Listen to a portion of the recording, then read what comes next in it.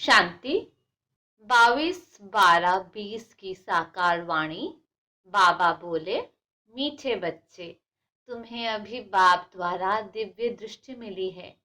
उस दिव्य दृष्टि से ही तुम आत्मा और परमात्मा को देख सकते हो।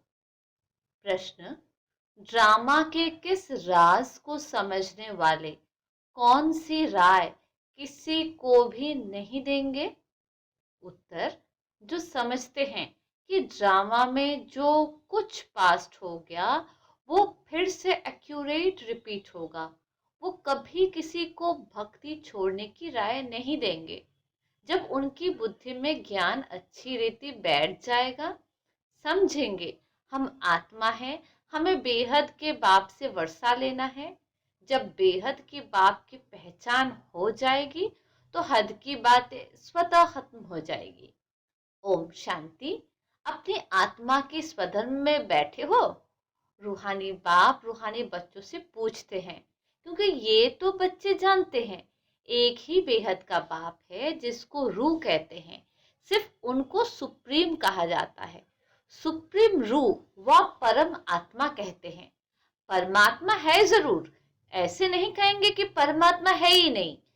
परम आत्मा माना परमात्मा, ये भी समझाया गया है। मूंझना नहीं चाहिए, क्योंकि 5000 वर्ष पहले भी ये ज्ञान तुमने सुना था। आत्मा ही सुनती है ना।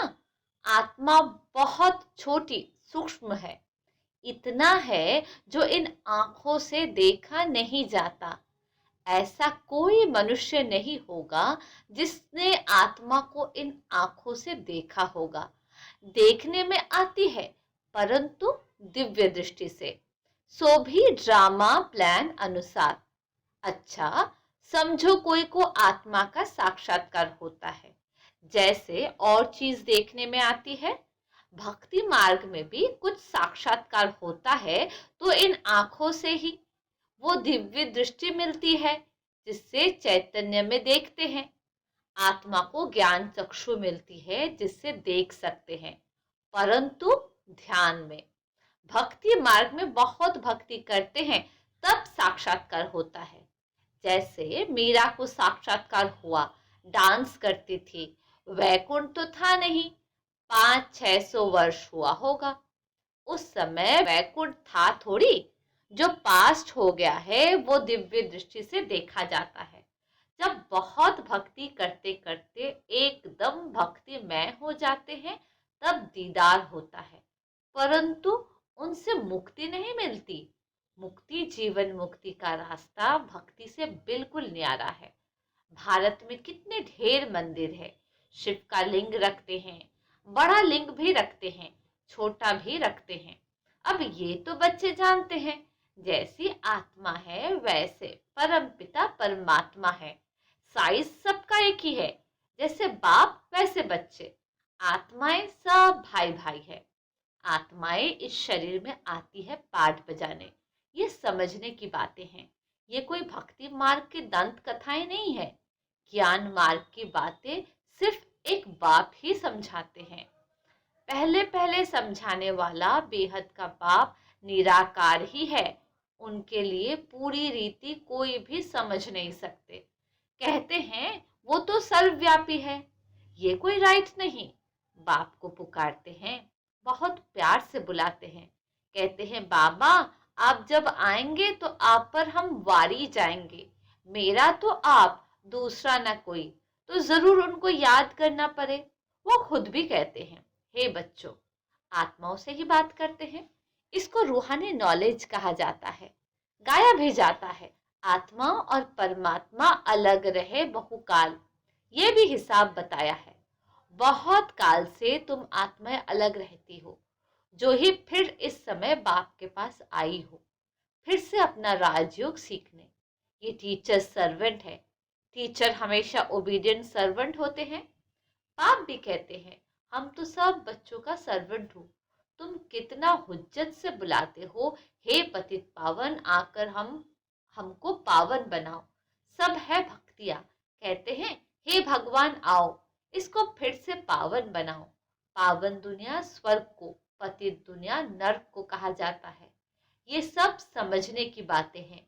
ये कॉलेज अथवा गॉड फादरली वर्ल्ड यूनिवर्सिटी है।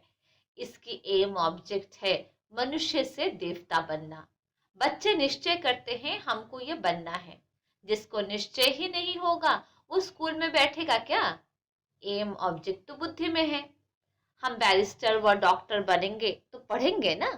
निश्चय नहीं होगा तो आएंगे ही नहीं। तुमको निश्चय है हम मनुष्य से देवता, नर से नारायण बनते हैं। ये सच्ची सच्ची सत्य नर से नारायण बनने की कथा है। वास्तव में ये है पढ़ाई। परंतु इनको कथा क्यों कहते हैं?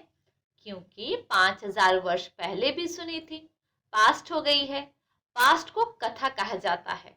ये है नर से नारायण बनने की शिक्षा। बच्चे दिल से समझते हैं नई दुनिया में देवताएं, पुरानी दुनिया में मनुष्य रहते हैं।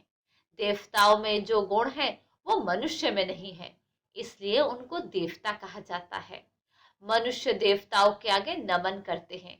आप सर्वगुण संपन्न, आप सर्वगुण संपन्न हो। फिर अपने को कहते हैं हम पापी नीच है। मनुष्य ही कहते हैं, देवताओं को तो नहीं कहेंगे। देवताएं थे सतयुग में, कलयुग में हो न सके। परंतु आजकल तो सबको श्री श्री कह देते हैं। श्री माना श्रेष्ठ। सर्वश्रेष्ठ तो भगवान ही बना सकते हैं। श्रेष्ठ देवता सतयुग में थे। इस समय कोई मनुष्य श्रेष्ठ है नहीं। तुम बच्चे अभी बेहद का संन्यास करते हो।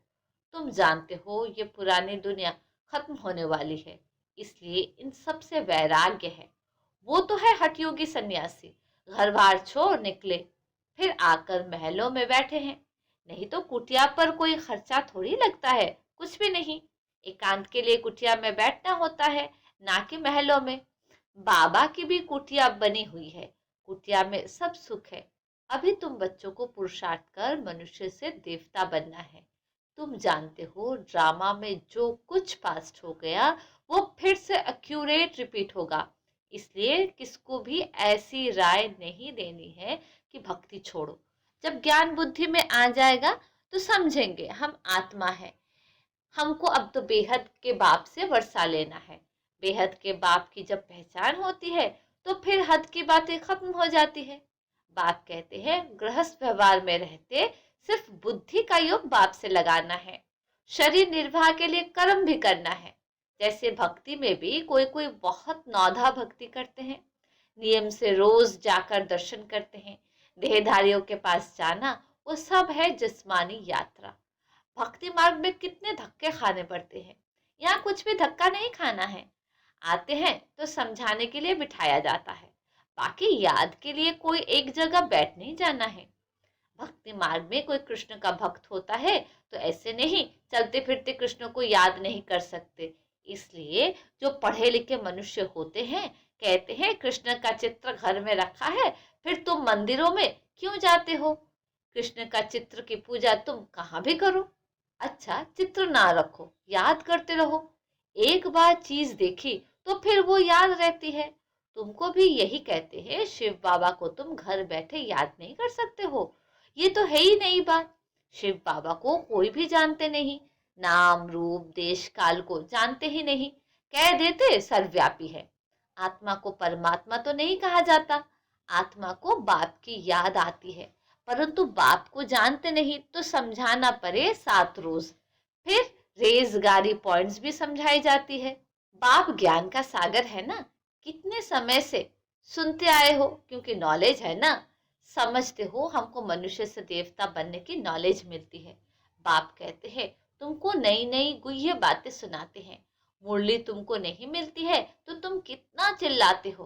बाप कहते हैं तुम बाप को तो याद करो, मुरली पढ़ते हो फिर भी भूल जाते हो। पहले पहले तो ये याद करना है मैं आत्मा हूँ, इतनी छोटी बिंदी हूँ। आत्मा को भी जानना है। कहते हैं इनकी आत्मा निकल दूसरे में प्रवेश किया। हम आत्मा ही जन्म लेते लेते अब पतित अब पवित्र बने हैं। पहले तुम पवित्र गृहस्थ धर्म के थे। लक्ष्मी नारायण दोनों पवित्र थे, फिर दोनों ही अपवित्र बने। फिर दोनों पवित्र होते हैं तो क्या अपवित्र से पवित्र बने या पवित्र जन्म लिया? बाप बैठ समझाते हैं कैसे तुम पवित्र थे, फिर वाम मार्ग में जाने से अपवित्र बने हो। पुजारी को अपवित्र, पूज्य को पवित्र कहेंगे। सारे वर्ल्ड की हिस्ट्री ज्योग्राफी तुम्हारी बुद्धि में है। कौन कौन राज्य करते थे, कैसे उन्हों का राज्य मिला, ये तुम जानते हो, और कोई नहीं जो जानता हो। तुम्हारे पास भी आगे ये नॉलेज, रचना और रचना के आदि मध्य अंत की नहीं थी। कोया नास्तिक थे, नहीं जानते थे। नास्तिक बनने से कितना दुखी बन जाते हैं। अब तुम यहाँ आए हो ये देवता बनने, वहां कितने सुख होंगे। दैवी गुण भी यहाँ धारण करने हैं। प्रजापिता ब्रह्मा की औलाद, भाई बहन ठहरे ना। क्रिमिनल दृष्टि जानी नहीं चाहिए, इसमें है मेहनत। आंखें बड़ी क्रिमिनल है, सब अंगों से क्रिमिनल है आंखें। आधा कल्प क्रिमिनल, आधा कल्प सिविल रहती है। सतयुग में क्रिमिनल नहीं रहती है। आंखें क्रिमिनल है तो असुर कहलाते। बाप खुद कहते हैं मैं पतित दुनिया में आता हूँ। जो पतित बने हैं उनको ही पावन बनना है। मनुष्य तो कहते हैं ये अपने को भगवान कहलाते हैं। झाड़ में देखो, एकदम तमोप्रधान दुनिया के अंत में खड़ा है, वही फिर तपस्या कर रहे हैं। सतयुग से लक्ष्मी नारायण की डिनेस्टी चलती है। संवत भी इन लक्ष्मी नारायण से गिना जाएगा। इसलिए बाबा कहते हैं लक्ष्मी नारायण का राज्य दिखाते हो तो लिखो, इससे 1250 वर्ष के बाद त्रेता। शास्त्रों में फिर लाखों वर्ष लिख दिए हैं। रात दिन का फर्क हो गया ना।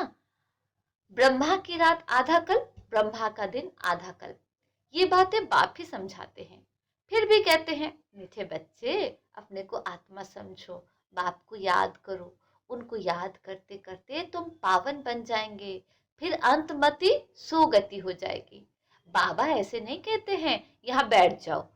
सर्विसेबल बच्चों को तो बिठाएंगे ही नहीं। सेंटर्स, म्यूजियम आदि खोलते रहते हैं। कितने को निमंत्रण बांटते हैं, आकर गॉडली बर्थ राइट, विश्व की बादशाही लो। तुम बाप के बच्चे हो, बाप है स्वर्ग का रचयिता, तो तुमको भी स्वर्ग का वर्षा होना चाहिए। बाप कहते हैं मैं एक ही बार स्वर्ग की स्थापना करने आता हूँ, एक ही दुनिया में जिनका चित्र, एक ही दुनिया है जिनका चक्र फिरता रहता है। मनुष्य की तो अनेक मतें, अनेक बातें हैं। मत मतांतर कितने हैं, इसको कहा जाता है अद्वैत मत। झाड़ कितना बड़ा है, कितनी टाल टालियां निकलती है, कितने धर्म फैल रहे हैं। पहले तो एक मत, एक राज्य था, सारे विश्व पर इनका राज्य था। ये भी अभी तुमको मालूम पड़ा है। हम ही सारे विश्व के मालिक थे, फिर 84 जन्म भोग कंगाल बने हैं। अभी तुम काल पर जीत पाते हो। वहां कभी अकाले मृत्यु होती नहीं। यहाँ तो देखो बैठे बैठे अकाले मृत्यु होती रहती है। चारों तरफ मौत ही मौत है। वहां ऐसे नहीं होता, पूरी एज लाइफ चलती है। भारत में प्योरिटी, पीस, प्रॉस्पेरिटी थी। 150 वर्ष एवरेज आयु थी। अभी कितनी आयु रहती है। ईश्वर ने तुमको योग सिखाया है, तुमको योगेश्वर कहते हैं। वहां थोड़ी कहेंगे इस समय तुम योगेश्वर हो। तुमको ईश्वर राजयोग सिखा रहे हैं, फिर राज राजेश्वर बनना है। अभी तुम ज्ञानेश्वर हो, फिर राजेश्वर अर्थात राजाओं का राजा बनेंगे। अच्छा, मीठे मीठे से खिलते बच्चों प्रति माता पिता बाप दादा का याद प्यार और गुड मॉर्निंग। रूहानी बाप के रूहानी बच्चों को नमस्ते। हम रूहानी बच्चों की रूहानी बाप को नमस्ते नमस्ते नमस्ते। धारणा के लिए मुख्य सार, पहले पॉइंट, आंखों को सिविल बनाने की मेहनत करनी है। बुद्धि में सदा रहे हम प्रजापिता ब्रह्मा के बच्चे, भाई बहन हैं, क्रिमिनल दृष्टि रख नहीं सकते। दूसरी पॉइंट, शरीर निर्वाह अर्थ कर्म करते बुद्धि का योग एक बाप से लगाना है। हद की सब बातें छोड़ बेहद के बाप को याद करना है, बेहद का सन्यासी बनना है। वरदान, सदा अतीन्द्रिय सुख के झूले में झूलने वाले, संगम युग की सर्व अलौकिक प्राप्तियों से संपन्न भव। जो बच्चे अलौकिक प्राप्तियों से सदा संपन्न है, वो अतीन्द्रिय सुख के झूले में झूलते रहते हैं।